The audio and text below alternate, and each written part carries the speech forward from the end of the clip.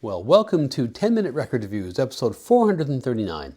And this episode happens to coincide with the 9th iteration of Jazz Under the Radar. Now, regular viewers will know that in this series I highlight great music which may have slipped from view in recent years, but is worth seeking out. And to repeat the basic assumptions or expectations of these episodes, first of all, these ain't necessarily budget titles. Sometimes rare, sadly, means expensive.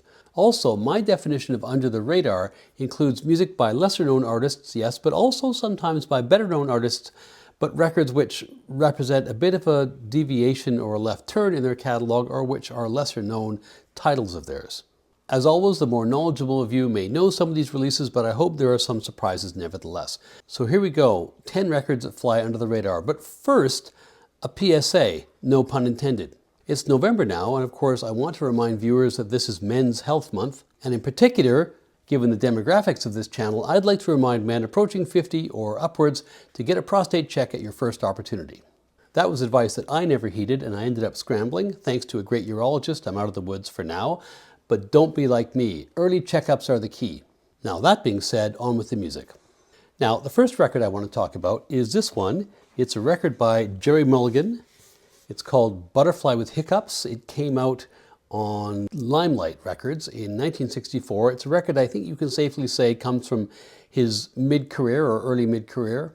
As I say, it's on Limelight, which had incredibly high standards for packaging, as you can see, and I'll show you inside in a second. Now, while Gerry Mulligan really isn't an under-the-radar kind of artist, this record is kind of obscure, and in fact, you can't stream it, strangely enough. All the more strange because the music is wonderful. So you may have to lash out for the vinyl if you want to hear this music in all its glory. You can sniff about on YouTube and find a few tracks if you're clever. As I say, the packaging is absolutely remarkable. Not only does it have this wonderful textured cover with the great artwork, but inside too, you have this amazing kind of, I don't know what you would call it. It's almost like a children's board book, this layout here with the liner notes in there. Anyway, just wonderful, and it stayed completely intact, well made, well glued, and so on. Anyway, almost unparalleled in terms of the quality of the packaging. It's got some swinging 60s liner notes as well. It is, like much of Gerry Mulligan's work, pianoless, although Mulligan, who is a baritone saxophonist normally, does play piano on here on one track, Theme for Jobim. He has a great band with him here, including Jim Hall on guitar, Art Farmer on flugelhorn, and Bob Brookmeyer on valve trombone. And funnily enough, there are actually some bossa nova beats on here, although not on Theme for Jobim.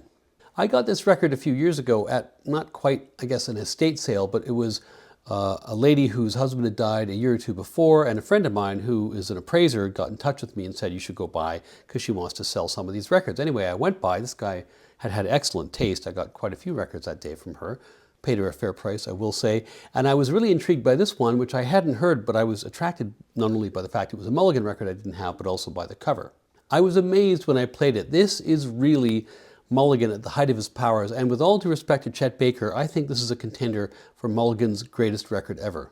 In addition to the music I've already mentioned, I'll give a shout out to the title track and also to Mulligan's treatment of That Old Devil Moon. Top class stuff. So seek this one out, not only for the tunes, but also because the cover provides the kind of experience which just underscores why listening to records is a different experience than any other medium of music. Next, I want to talk about this record, which is in RCA's Jazz Workshop series. It's by Al Cohn and a few others, 4 brass, 1 tenor. It came out in 1955 on, as I say, this Jazz Workshop series. Now, the Jazz Workshop was it was a series on RCA which focused on progressive, so-called, or experimental jazz, often of the big band type, with an accent on composition and arrangement.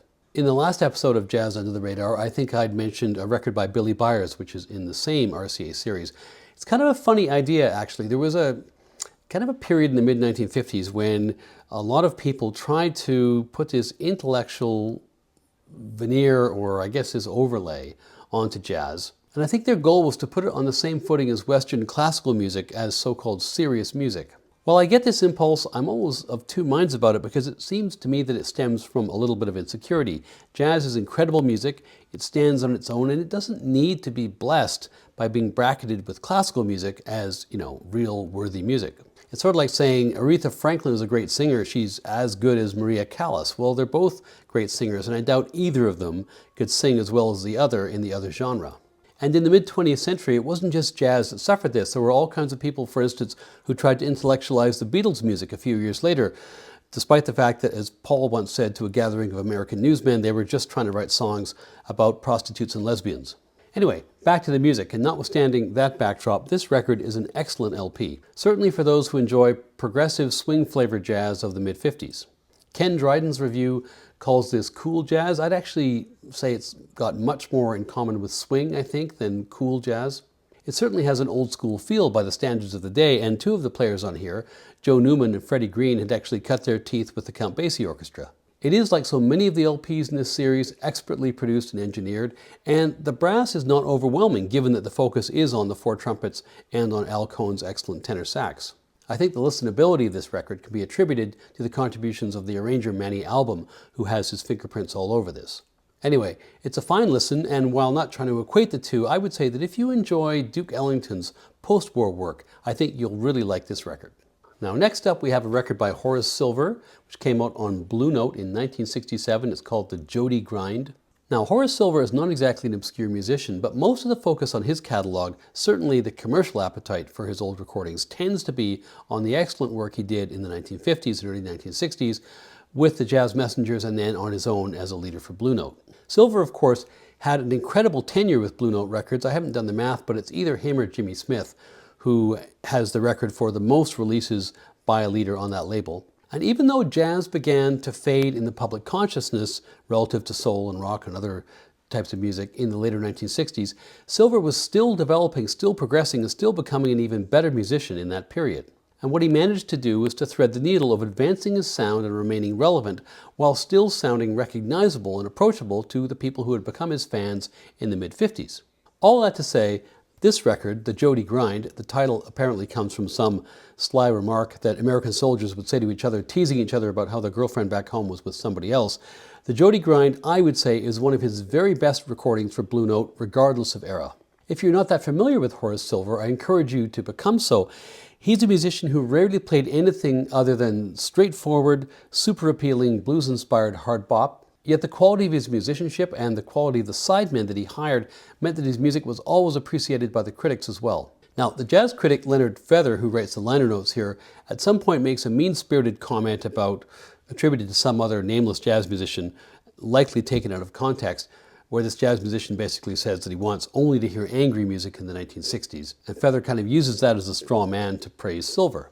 And while one might take issue with Feather's dismissal of the avant-garde in that passage, I wouldn't take issue with the point I think he's trying to make, which is that Silver's music is absolutely celebratory of the art of living. It's always infectiously swinging jazz of the highest quality, and the funky jazz is to the fore here, as you might expect from titles like The Jody Grind and Mexican Hip Dance and Grease Piece.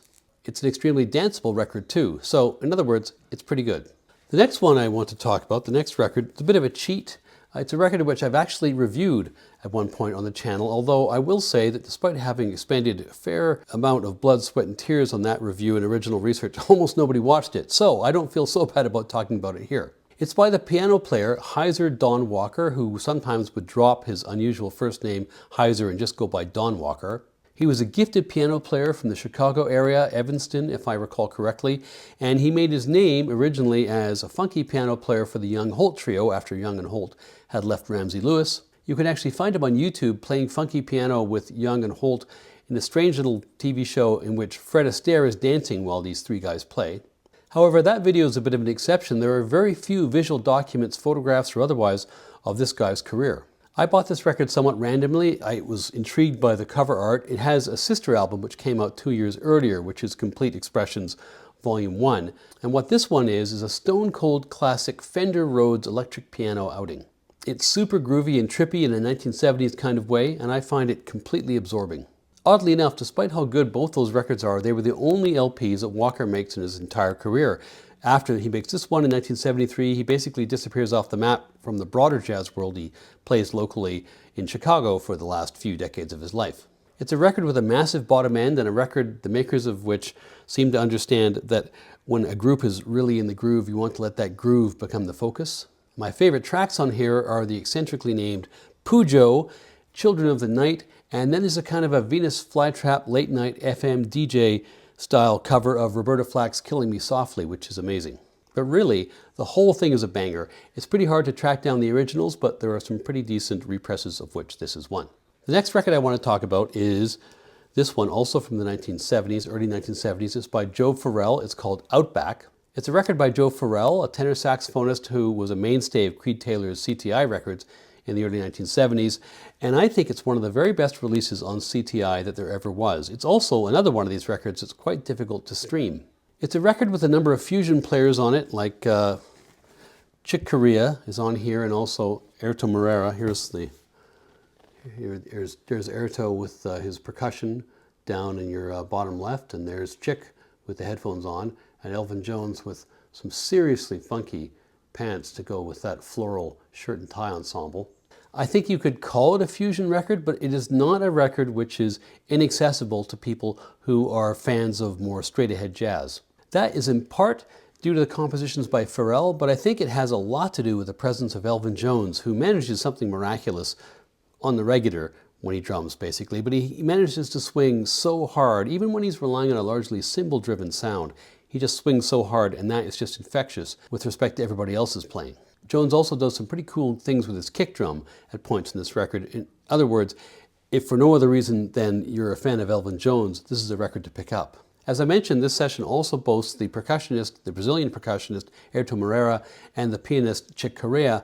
So it's a record which includes some adventurous and sometimes quite outplaying musicians. But as I say, I still consider this to be quite an accessible record. The highlight for me is the first track on side 2, Bleeding Orchid, which is just gorgeous. In fact, a lot of the music on here, I would actually say, borders on spiritual jazz, as opposed to, or in tandem with, being fusion. There is one track, though, I would say, November 68th, the last track on the record, which will be a little bit challenging for people without fusion ears. Needless to say, as a CTI record engineered by Rudy Van Gelder and produced by Creed Taylor, the sound on here is absolutely superb.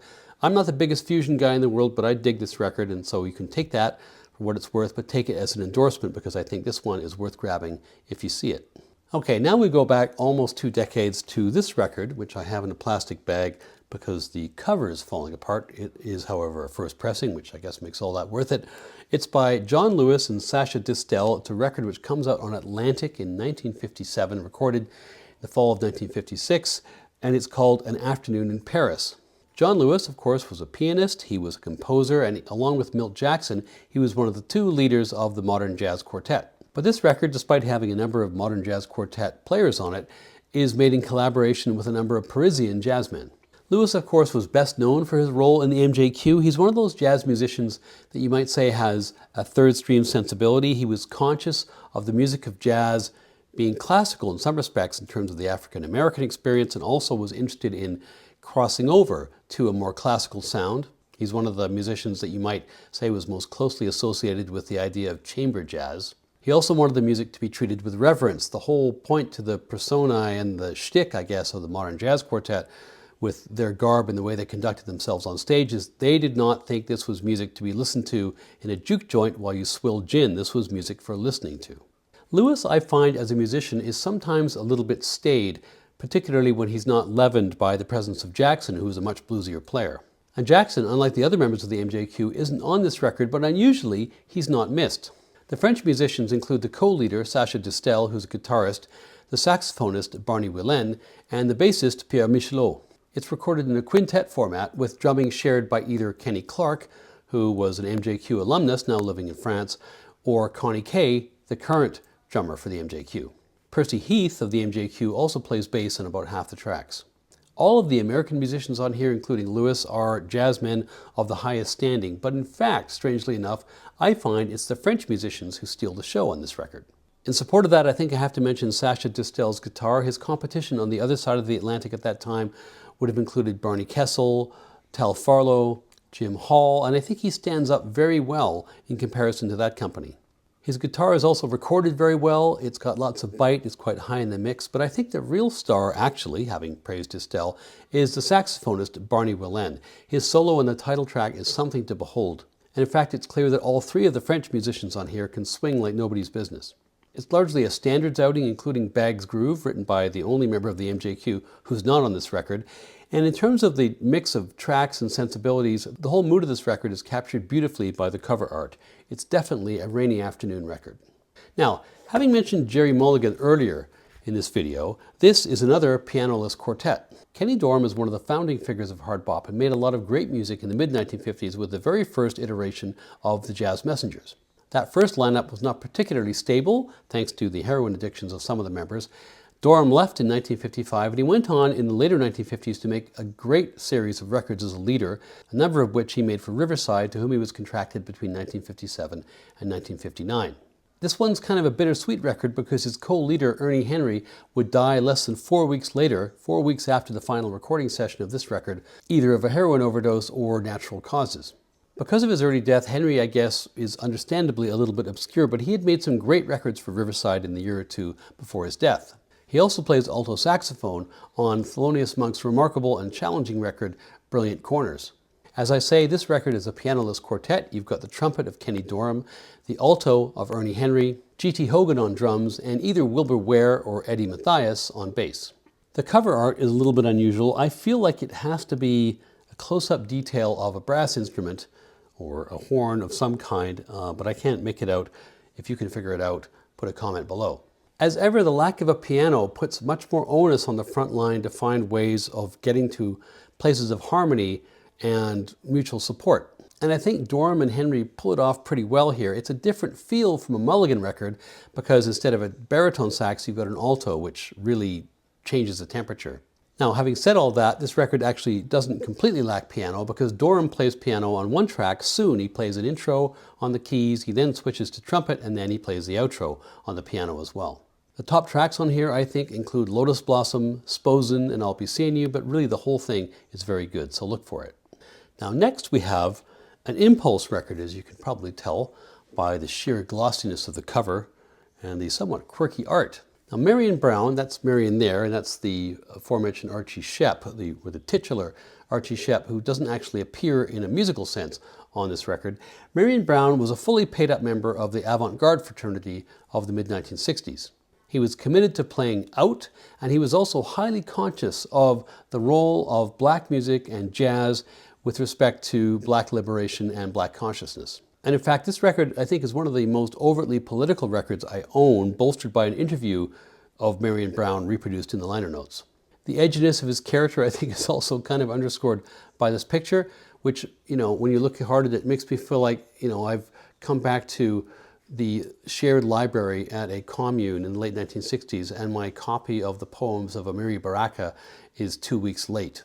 But don't let these glares put you off. This is an excellent record. There's lots of variety on here. It's a record of two sides. The first side are all Brown compositions, and the second side are all Archie Shepp compositions. It's an homage to Shepp. Now, I'd mentioned that Brown is very much an out saxophone player, and that's true. But really, on this record, it's only, I would say, the first track and the last track that would be truly challenging for somebody who really doesn't like avant-garde or free jazz. New Blue, the first track, offers some pretty out there playing, but the next two tracks, Fortunato and The Shadow Knows, all those are Marion Brown compositions, if anything, have as much of a debt to Dixieland and New Orleans jazz as they do to any other tradition. It's kind of like the avant-garde meets New Orleans. And that kind of makes sense if you read the liner notes, because it's pretty obvious that Brown is highly conscious of the development of jazz as a black American art form. So I guess you can kind of see those New Orleans kinds of sounds as a bit of a tribute. The second side, as I mentioned, is given over to Archie Shepp covers, and in this, it echoes Shepp's own record, 4 for Train, which similarly was an homage to his mentor. The slightly Dixieland-inflected feel continues on side 2. It's, however, a much more swinging and bluesy side, I think, because of the Shepp compositions. There are also some great up-and-coming stars of the 1970s avant-garde on here, including Stanley Cowell on piano, but my favorite contribution of all the musicians on here actually is by the trombonist Gratian Moncur. This one is one to look for. Next, we have this record, which came out on Atlantic in 1958. It is by Milt Jackson and Ray Charles. It's called Soul Brothers. It's interesting to me how Ray Charles in the latter stages of his life was largely pigeonholed as a cuddly and approachable singer of R&B standards and originals. Charles was a massively talented and varied musician, and in the early decades of his career, he spent as much time perhaps playing jazz as he did playing R&B. And this record is riveting, not only because Charles is playing jazz, but because both he and the co-leader, Milt Jackson, are engaging in this kind of multi-instrumentalist potpourri, each of them playing instruments with which they're not usually associated.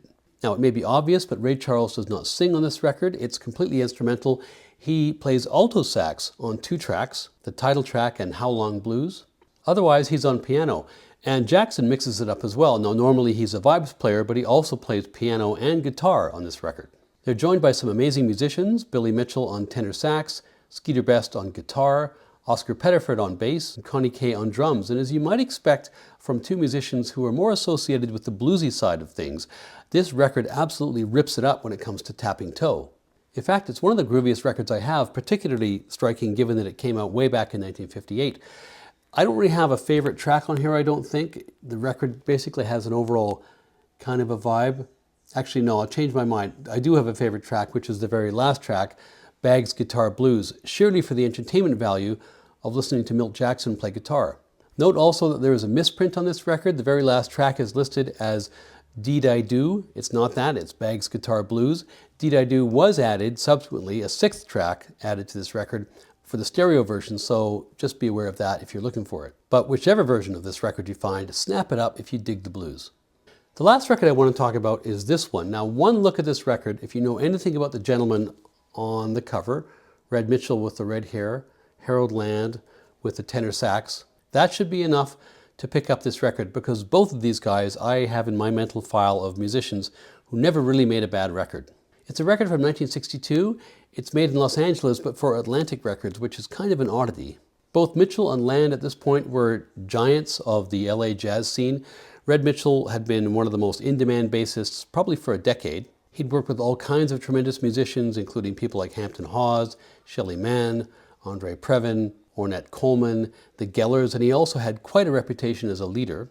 For his part, Harold Land at this point had been in 2 of the greatest hard bop groups ever, and certainly on the West Coast, the Brown Roach Quintet and then the Curtis Counts group. Both those groups, sadly, of course, marked by tragedy, Clifford Brown dying in a car crash in 1956, and the piano player for Curtis Counts, Carl Perkins, dying of an overdose in 1958. Both of those events affected Harold Land deeply. He tended to work as a leader, not within a group after this point, although he was a naturally collaborative musician and he often co-led dates as he does here. Some of the other musicians on here were not that well known when this was made. The trumpeter, Carmel Jones, is a revelation. He'd only really emerged in Pacific jazz circles the year before. Dick Bach had been a big booster.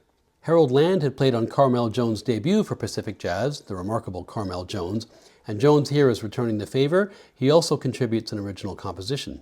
I should also note the presence of the piano player Frank Strazzeri on here. This is one of his earliest recording credits. He'd actually appeared on a number of those Pacific dates with Carmel Jones as well. So in some respects, it's kind of weird that this record comes out on Atlantic, not on Pacific. It seems like they got the wrong ocean, but that's a tidbit I'll have to research for another video. And one final note on this record, if you're a fan of the Curtis Counts group, I think you'll notice a bit of a similarity between the lead-off track on here, Triplin' a While, and Landslide, which is the first track on the first Curtis Counts record, both of which are written by Land. Anyway, all I have to say, this is a superb record. I would say it's not really any different in musicianship and quality than comparable Blue Note releases from the same era. So there we have it. The 9th installment of Jazz Under the Radar is in the books. I hope you enjoyed it, and good luck searching for these records. Thank you for watching, and as always, I look forward to your comments. We'll see you next time.